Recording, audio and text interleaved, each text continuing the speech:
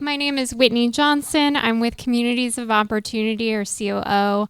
And Communities of Opportunity is an initiative that started in 2014, which among a group of community leaders, folks from government and philanthropy who had a shared vision of investing in community-led solutions for policy, systems, environmental changes to create greater equity in health, housing, economic opportunity, and civic power. 10 years later, we're still investing in that same vision and investing in community organizations and community activities that build power to change policy and systems to create thriving, healthy, and self-determined communities.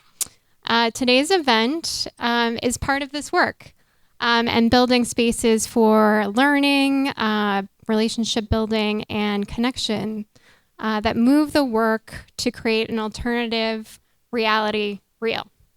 We believe that cooperative and democratic structures are necessary and meaningful to create a shared vision, that shared vision a reality, and more equitable policy and systems, and real material changes to our communities that mean that our economic system is one that is generative, bringing us together rather than divisive and extractive. If you'd like to learn more about COO, I'm here all night. But in the meantime, I will pass it to my co-producer of this event, Mike Seo, to start us off. So I'm co-hosting this event with Whitney. So I'm one of the main organizer behind this casual meetup for Seattle-based co-op curious and co-op practitioners. So I rarely talk about my main job at our meetup, but today I will mainly playing this my professional hat today. So for the first time. So, but anyway, so I am working for Seattle Capital Co-op. We are a loan fund that only invests into co-ops of any kind, ranging from housing co-op, food co-op, farmers co-op, you name any co-op that we can invest into that. And we also invest into worker co-ops. So we are also a co-op. So we are owned by 300 plus co-ops in United States. So we kind of co-op of co-ops, so like a double layer co-ops. And since 2018, we started more intentionally investing into worker co-op conversion project, meaning that like workers, the employees buying out the business from existing owner, and then they convert the business into worker co-op, and they now collectively own the business and operate the business while having some access to profit sharing and democratic governance. So we collectively, we kind of intentionally targeting that kind of project, and ever since we financed 25 worker co-op conversions in the nation, including 3 in our states. And just a disclaimer, I noticed that like many housing co-op person here today, but today's event is really about like worker co-op, especially conversion. But please stay, don't leave until you finish your food. And after session, you can come to any of us and then you can talk about your housing co-op. Maybe you can get some advice, you can get some insights. So please stay, we will be relevant. So today's theme is ecosystem, and this is the graphic that I spent 3 hours to finish. Don't blame me, blame my parents. They didn't allocate design DNA to me. Only my sister got it. So I can start with lender. So this is share capital. So we are financing the workers so that they can buy out the business. So we give money to the workers. We are doing that with technical assistance providers who are advising workers on conversion, like how they should convert and how should they like design their governance structure. So they are advising workers, but at the same time, they are giving us referral. So the workers, they reach out to technical assistance providers, and then the technical assistance providers, they are sending the workers to us when they need financing.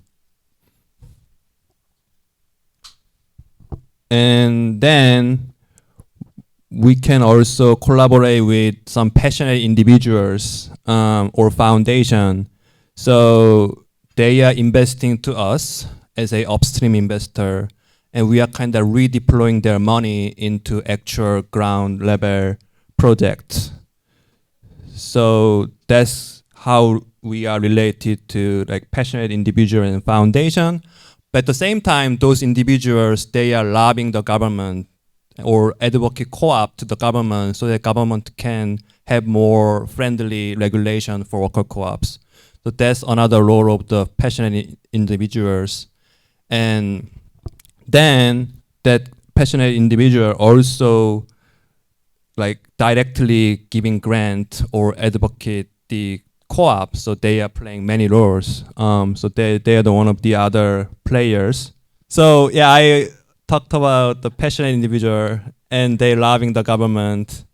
And then now the government, they're giving tax credit and grant to the workers. At the same time, they're also giving grant to TA providers. And then they're changing regulation to be more friendly to the co-ops. So that's the role of the government.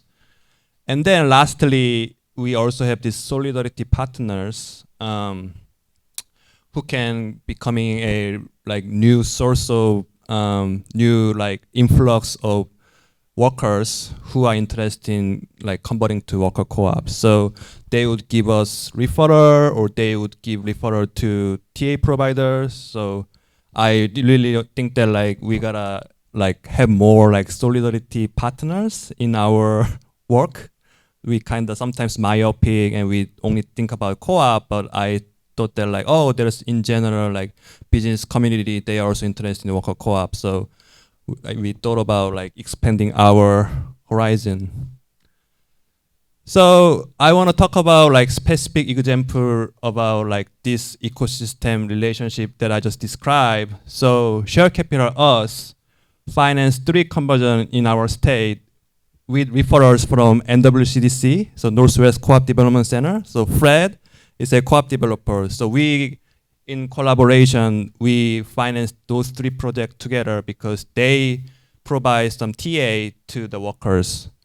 And then the second relationship is us and then passionate individual. So Brian here, he, with his wife, he formed a donor advisement fund and they invest into us and we redeploy Brian's capital to worker co-op. So that's the specific example between us and individual. And then the next specific example is that individual and government and TA providers. So with a foundation, Brian, the passionate individual again, he helped pass a new legislation to create a new employee ownership program in our state. So as a result, the new Department of Commerce program started, and Linda there, she is managing the program, while also there is a new TA provider coming in, which is Washington State Employee Ownership Center. I tried to get somebody in today from that organization, but they kind of cannot come. And then the next, another example of relationship is the lender and TA providers and government. So NWCDC, the Fred's organization and my organization are participating in Washington State Employee Ownership Commission to help shape some better policy and regulation for worker co-ops in our state.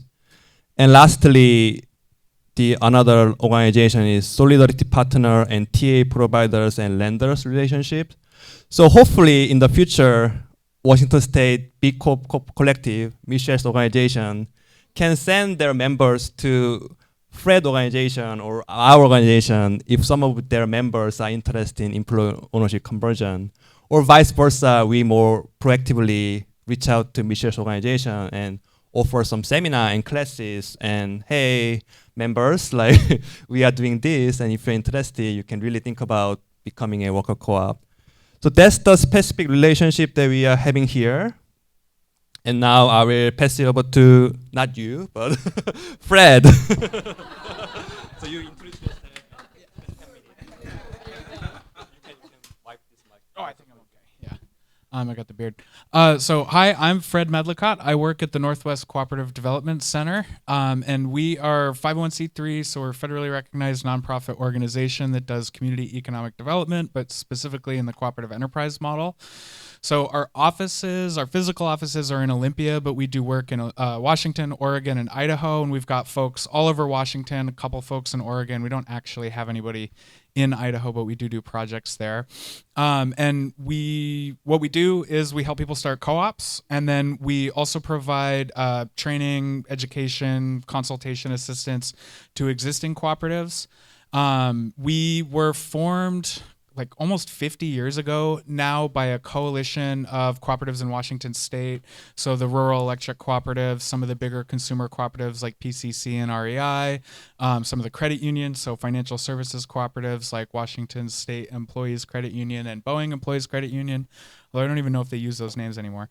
And some other ones. And so we were started like 50 years ago, basically as an ecosystem networker and kind of a clearinghouse of information. We've gone through a lot of changes since then.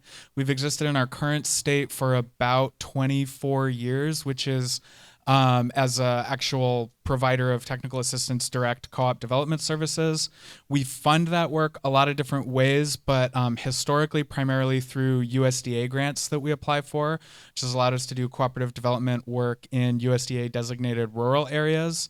That's just organizationally one of our challenges kind of the whole time, although we're starting to get our heads around it, is how do we provide service in the bigger urban markets where it's desperately needed, but it's harder to find grant funding for that. The USDA has got programs specifically that exist to fund cooperative development centers like ours to do that work rurally. We don't have similar revenue streams for cities. Although we do have a new employee in the back there. Caleb, go ahead, raise your hand.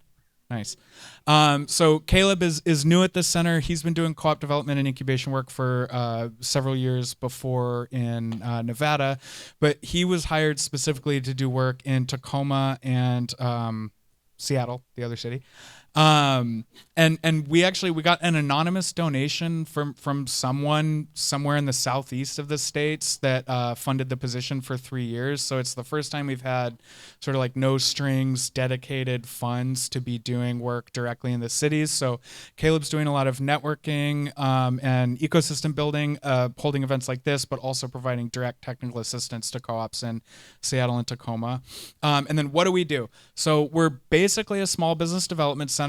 Like if you're familiar with the SBDCs, we offer a lot of the same stuff. So business planning, feasibility assessment, marketing plan, strategy, helping people get financed, helping them build their operational systems. So kind of all the stuff that a business consultant would help you do to do startup for a smaller, medium sized enterprise. But our expertise is in the cooperative enterprise model. And so democratic governance, how do you actually do that? How do you structure your cooperative? Cooperative ownership structures, what does it mean to all own it together? How do you do your patronage, which is, we try to say it's a surplus, not a profit. How do you distribute that surplus equitably among the members? So that's your patronage or benefit structure. What else? Yeah, and then democratic management. So how do you actually operationalize democracy within the organization? So we're small business developers, but with the expertise in the cooperative model. And then we work in every sector. So, there's 3 main types of co-ops: consumer co-ops, businesses that are owned by the customers; producer co-ops, businesses that are owned by people who are producing a good or service that's being marketed through the co-op; and then worker co-ops, businesses that are owned by the employees of the business. And then increasingly, we're doing work with what we call multi-stakeholder or solidarity co-ops. So that's where there's multiple membership classes. And actually several of those worker co-op conversions are actually multi-stakeholder conversions that we've done in the last several years. So Connor Byrne in Seattle, if folks are familiar with Connor Byrne, it's like an Irish music pub that's been in the city forever that was going to close, and we helped. They actually drove that effort pretty significantly without a lot of assistance. But they converted to worker and consumer ownership. Down in Olympia, there's a bookstore called Orca Books that's now owned by both the workers and the customers. I sit on the board of directors of Blue Heron Community Cooperative, which is a bakery that's owned half by the workers, half by the consumers. So we're seeing that multi-stakeholder model, especially in conversions, but just in general, Central Co-op, the grocery store up on Cap Hill and I guess now in Tacoma, that's another example. That was a consumer cooperative for a really long time. They converted to multi-stakeholder ownership. They made the workers an ownership class. Yeah, which didn't go super smooth, but it's going good now. What else? Oh yeah, and then we help people in all different kinds of industries. We have a couple areas where we specialize. So we do housing cooperative work. We've got a large program area that are the resident-owned communities, which are housing cooperatives in mobile or manufactured home parks or trailer parks.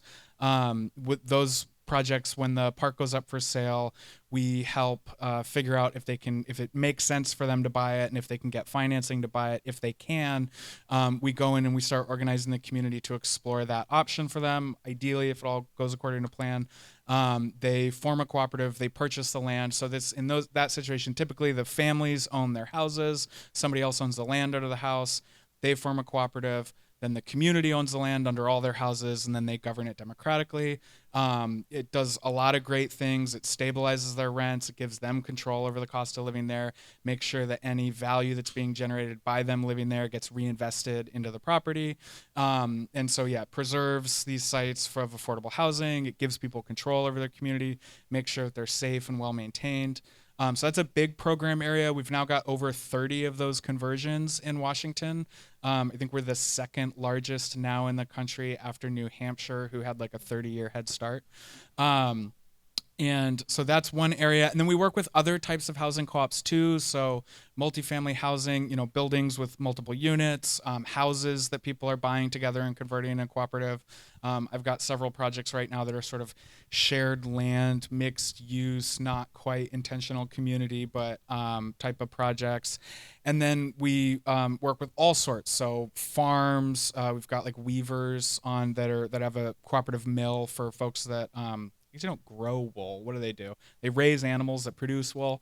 So that producer co-ops, worker co-ops, all sorts, construction companies, software companies, bookstores, bakeries, whatever.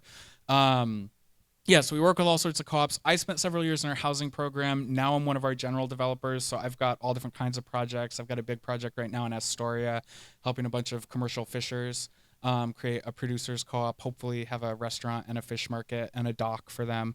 We do all sorts, mostly small to medium-sized enterprises, and then increasingly we're helping people, I guess this is what we're actually talking about, is convert to worker ownership. So you've got a business that's owned by an individual or a group of folks privately. They're interested in succession, selling the business, moving on. We help them either we work with the workers who want to buy out, or more often actually we're making our first contact with the selling owner, helping them explore, does this make sense for them, helping them do the initial feasibility, is their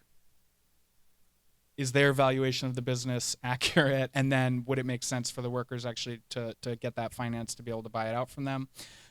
If yes, then we help steward that process. So we kind of work both sides of that deal. We're helping the owner do all the due diligence stuff that they need to do to put the offer in front of the workers. And then we're also helping the workers kind of do the hard part, which is actually building a cooperative and figuring out what's going to need to change operationally, potentially in the business. Sometimes nothing changes.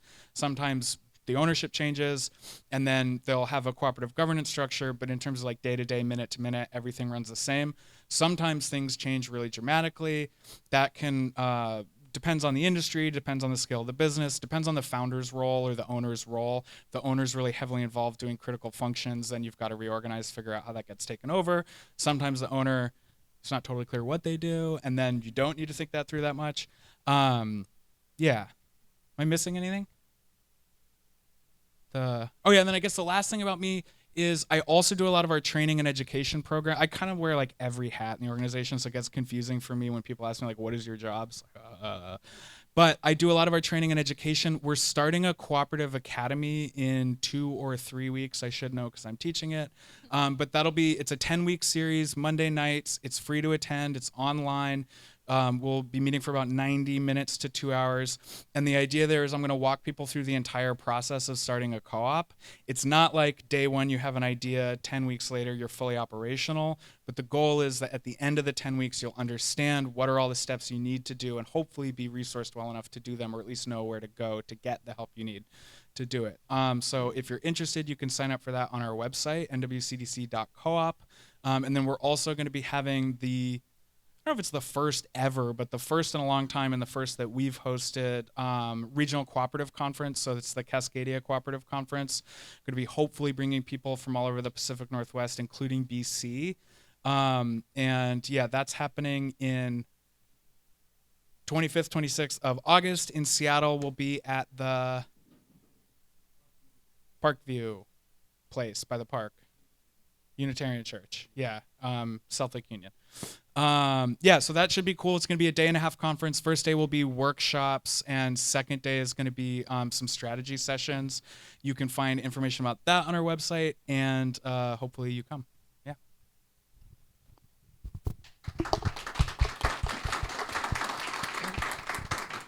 I won't lick it.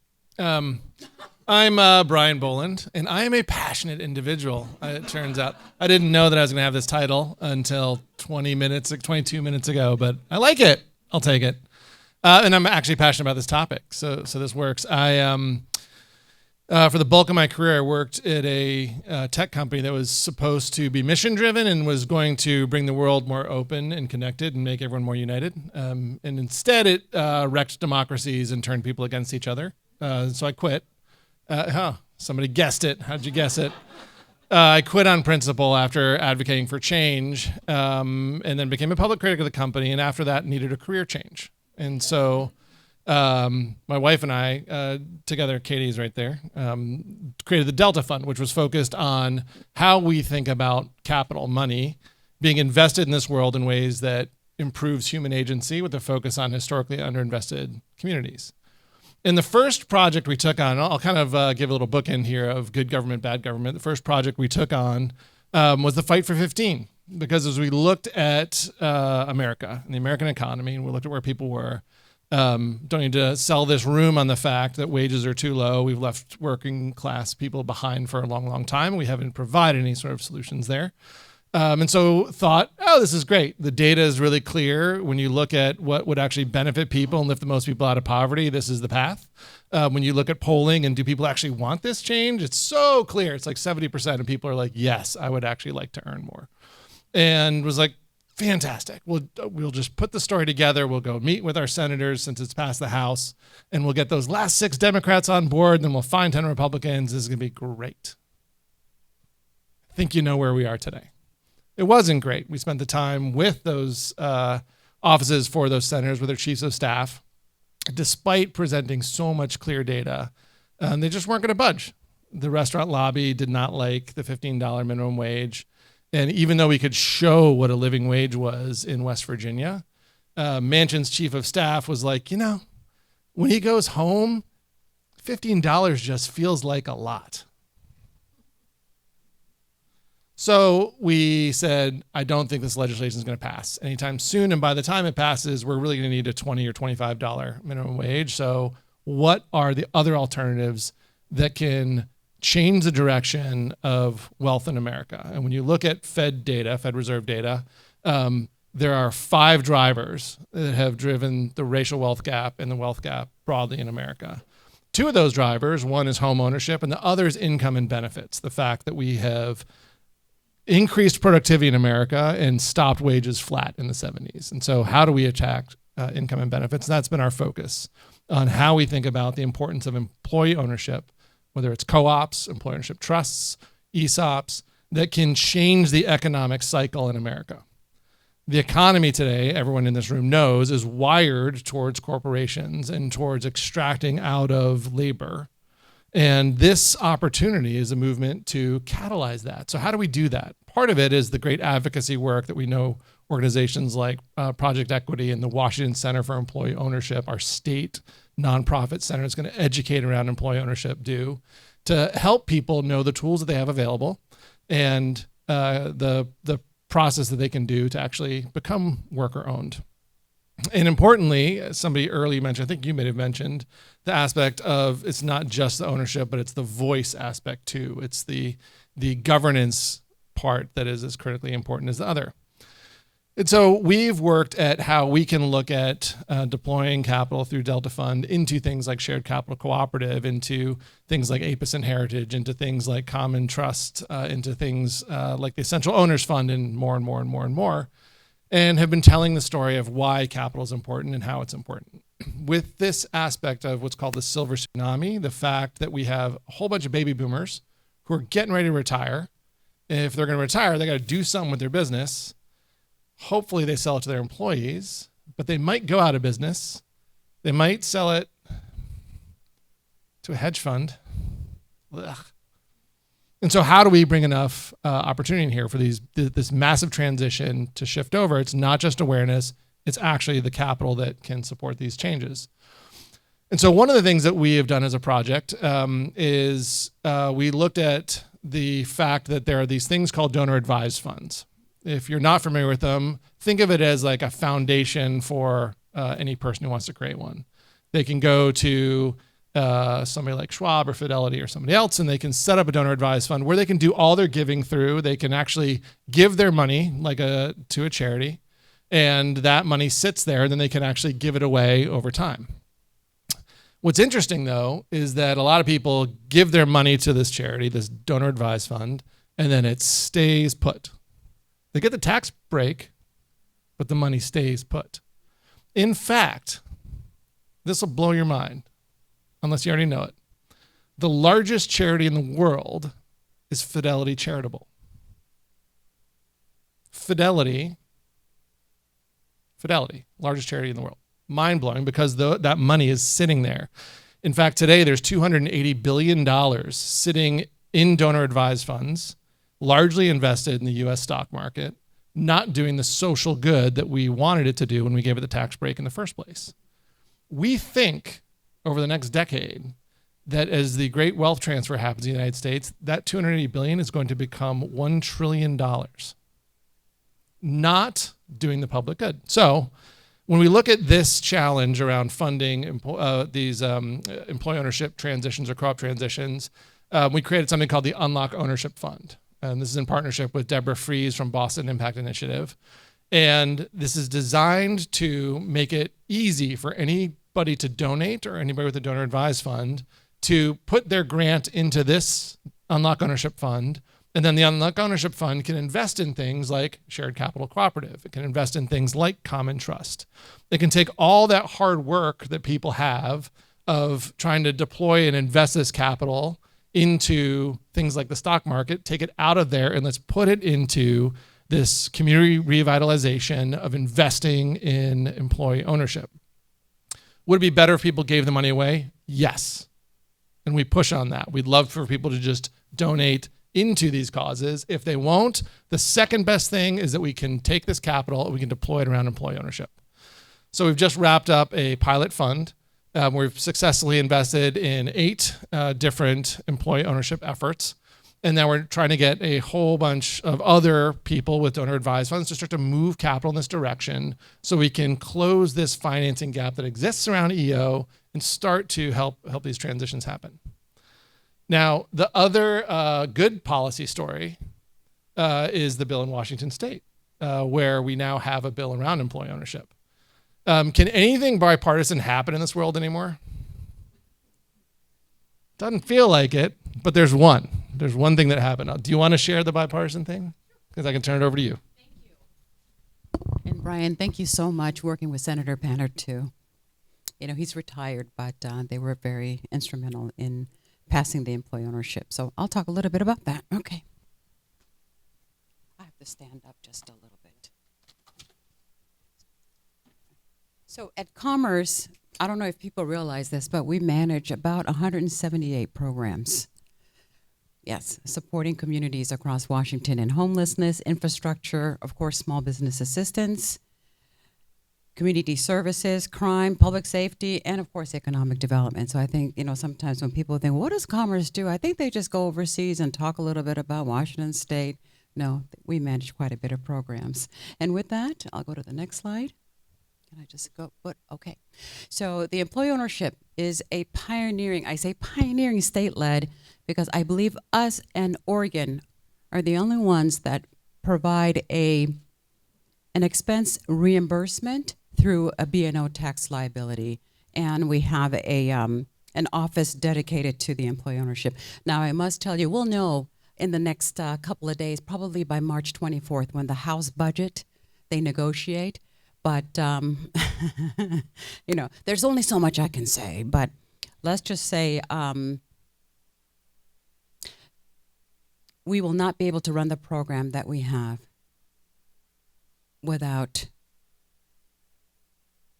the biennium being budget, you know, the budget being negotiated. So we'll know here in the next couple of days. But so far is business as usual, and we are getting ready to, we were actually ready in January until the budget came out. We need to launch the request for proposals so that organizations that support the state doing this work can get the funding so that the businesses can get their valuation services, those like directly to businesses as a grant, and then also, you know, because this work is very complicated, it's very expensive. And instead of us hiring additional people, we want to flow that money into organizations that can help us do the work. So next slide is, let's see. Okay, so what are the key legislation? Of course, it's passed through Senate bill. There's an RCW. The key mandates of the bill, what the state will do, working with community organizations, is to educate businesses, assist owners, remove barriers, offer the tax incentive for business transitioning to employee ownership, encourage a growth, and of course, is to create a loan or a revolving loan fund program. And we have a pathway through the State Small Business Credit Initiative. That is a U.S. Treasury program. That's a $200 million program. And we have about $49 million invested in a fund-of-funds models with the 3 venture capital firms, and then 4 loan programs. And one of them can definitely support the employee, you know, ownership. So folks who are looking to buy out, usually through the collateral support program. Next. Okay. The employee ownership also is run by a commission, and there are 4 legislators on each side of the House, and it's 5 private sector representatives and 2 public sector experts. And Brian, you're not on there, but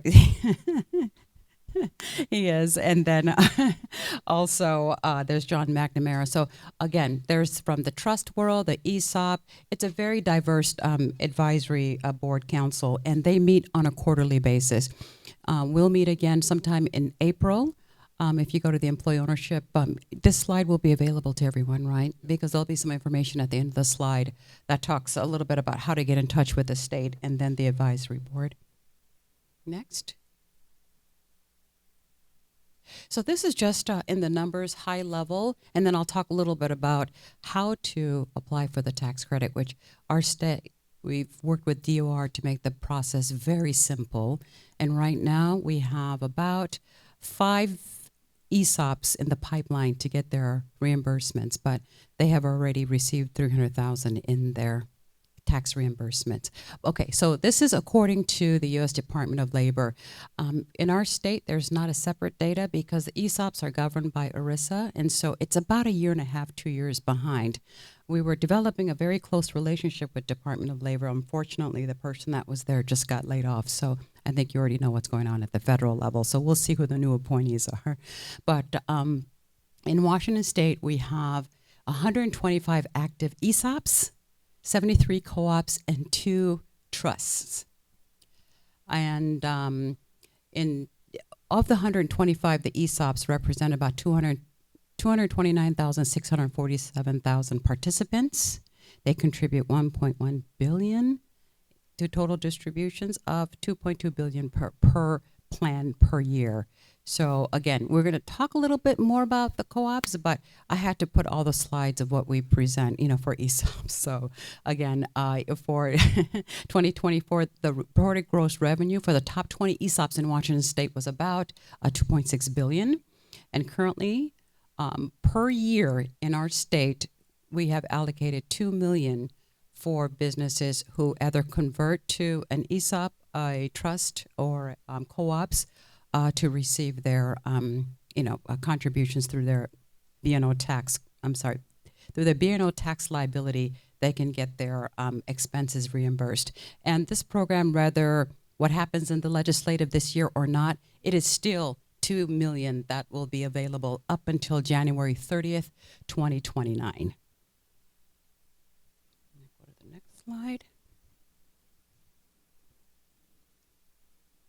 Okay, so this is the tax credit. So we've worked very closely with DOR.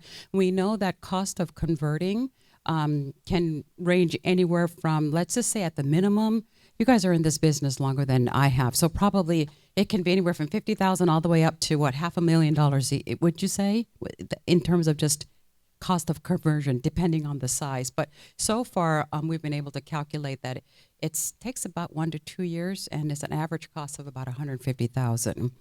And for the tax credit, any business that converts to any of those three structures after July 1st, 2024 are eligible.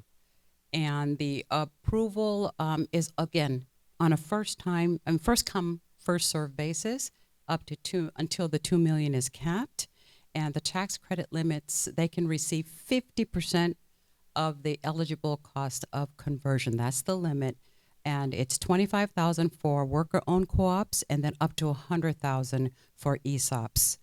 And if you don't use all the credits of your B&O, it can get carried over for the next 12 months. This is the simple 4-step process that we work with DOR to for businesses to be able to apply for their credit. Now, you know what? It only takes the first one. I can tell you last year, starting somewhere right around June, we started to get a lot of calls to say, hey, when does businesses have to convert to get their credit? And we said, well, you have to, it's eligible if you've converted after July 1st of 2024. And they said, you know, working with government can be very complicated and very challenging. We don't even know if we want to even start the process. And so we said, well, you've worked with your CPA already, right? Yes. You have all your paperwork? Yes. Well, then let's try it.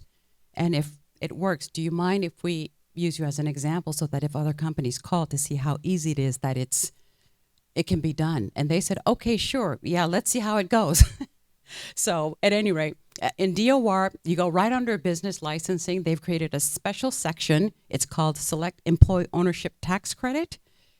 These are only the paperwork you need. The worksheet, a notarized resolution of the agreement, articles of incorporation, a CPA attestation, and then your expenditures. You've got those on your QuickBooks. I mean, your CPA can download that for you. And so then you submit it to DOR, and usually we're always on call with DOR. Hey, is this going through? Do you need anything else? Usually it takes about 7 weeks for them to get their B&O tax credit deducted from what they owe. So I think Brian and the team that supported us, you should be very proud of the work that Commerce has done. You know, I don't run the program on a day-to-day, but I can tell you Lorena Lowell, she's the program manager, and you guys probably have all met and talked with her before. But she works very, very hard with DOR to figure out, hey, can we minimize some of the barriers, meaning is this step really necessary? Is all this paperwork, will this work? And they're like, yes, we can make this work. And so far, with 3 I know companies have received up to $100,000 each, and then we have another 5 in the pipeline. So anyways, that's the end of my presentation. And I think I got one more, sorry. Now again, as Brian mentioned earlier, why is the state invested in doing this type of work? Again, the silver tsunami is coming. There are about 70,000 businesses that are owned by individuals that are 55 and older. And if you look at the number of employees they represent, the billions of dollars, 30 plus billion in payroll, generating over 140 billion in revenue. We think that this is one of the tools that we can support businesses in terms of business retention, equitable growth, and increasing the living wage jobs in Washington State. So again, we'll know soon here in March how things are going to go. But either way, we're still committed to supporting this program and, look forward to working with the cooperatives and doing more work with you guys. And before I pass it over to Michelle, we did get calls from the legislator regarding, and maybe this is during a Q&A that we can talk more about this, but can the cannabis business participate? Because it's not just in the CBD, but there's, CBD, there's non-psychoactive. I mean, this is an industry. So those were some of the questions that were posed by the legislature in terms of what do we need to do next to ensure that cannabis business co-ops get this type of opportunity. So, while Mike's getting that set up, just thank you so much to all the speakers so far and Mike for having me tonight. I'm a bit of the outlier here and I've already learned a ton, but I'm excited to talk to you tonight about B Corps. Show of hands if you're able, who has heard of or knows what a B Corp is? Always like to check. Okay, so a fair amount of you. Great. Okay, so we'll be covering a couple of areas tonight. One is, and I can change the slides if you, yeah. One is what is a B Corp? So we'll talk a little bit about the definition, the governing body, which is B Lab, and then we'll get more specific in talking about B Corps in Washington State, some of which you may know already. And then we'll talk about how this overlaps with some of the topics that have been talked about already tonight, which is employee ownership, profit sharing, things of that nature, because there's a lot of just intentionality behind the B Corp certification and probably more than you see in the media, news, etc. And then just lastly, how to get involved. And I'll share some resources that you can learn more about educating others on this topic. So, okay, so first of all, what is a B Corp? We like to call it a B Corp movement, and they're basically any mission-driven company that goes through a certification process that balances purpose and profit. And they use the power of business, we say, as a force for good. This looks like positively impacting their communities, their local neighborhoods, stakeholders of their company, and the planet. You probably heard more about B Corp on the environmental side, but there's a lot more to it than that, which I'll be talking a little bit about tonight. And B Corp is a global community. B Lab, US and Canada, is the governing body that certifies businesses and corporations here in the US and Canada, but it is a global movement as well. So it is actually B Corp month, March. Every year we celebrate what's called B Corp month, and there's a new campaign that they've launched that's called Gen B, because just to play on some of the generations. And it's important, and I'll touch on this more in a bit, but the B Corp certification is a lot more than just the B Corp logo on a product or a website that you see. It's really a way of seeing the world, doing business in a different light. Now, I will say, Brian and I were talking about this earlier. Show of hands if you're able to again. Many of you may have seen some news lately about certain corporations exiting the B Corp movement. And I don't just want to, breeze over that. My stance on that, which, I am, and just do a quick introduction. Again, I am the vice president of the Washington B-Corp Collective, and I've been involved in working with different B Corps for about 5 years. And what I've seen over the past 5 years or so is a lot of backlash about the B Corp certification. There is no one gold standard, no matter if B Corp pretends to be it or another certification body. There's simply, no one has all the answers when it comes to the complex layers of sustainability and putting people and the planet first.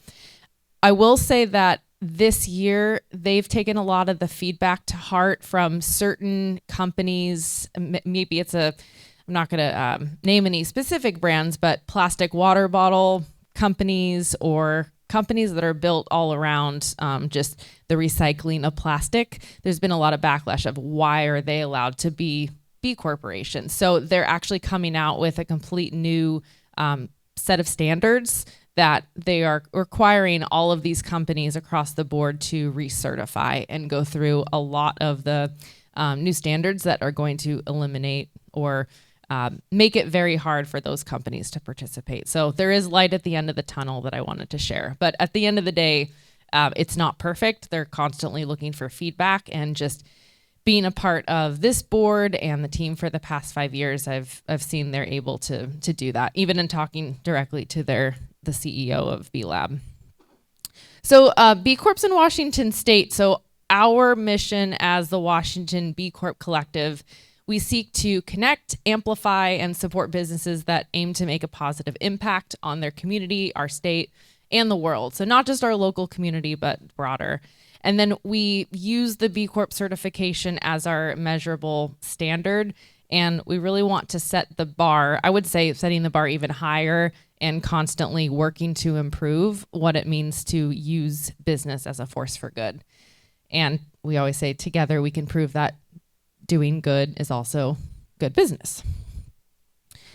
There are 67 active B Corps in Washington State. They're not all listed here, but just wanted to share a few that in the Seattle area you may be familiar with.